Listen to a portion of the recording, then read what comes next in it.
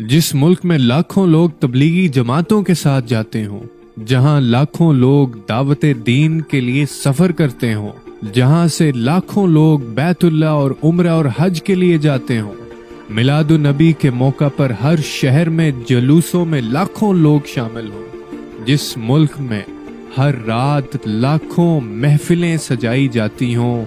मिलाद हो और दरूद पाक होता हो, जिस मुल्क में योम आशूर वाले दिन लाखों लोग गमे हुसैन में भी शामिल होते हों, जिस मुल्क में ईद और जुमे के बड़े बड़े इज्तिमात होते हों,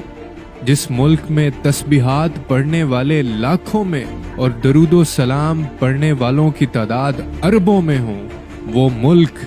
ईमानदारी में दुनिया में 160वें नंबर पे आए और काफरों का मुल्क जापान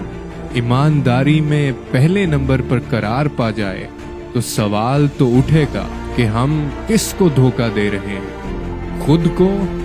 या फिर अपने खुदा को।